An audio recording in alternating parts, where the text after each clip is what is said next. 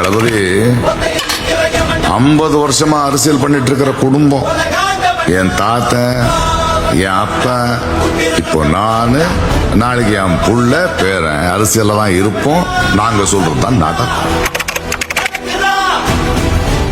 சம்பவம் பண்றவனை கேள்விப்பட்டிருப்ப, அதுல ரெக்கார்டு வைக்கிறவனை கேள்விப்பட்டிருக்கியா?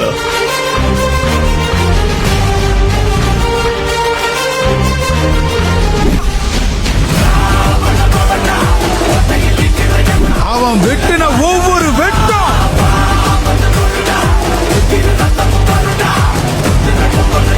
உங்க அப்பா இங்கதான் இருப்பாருன்னு சொன்னாங்க.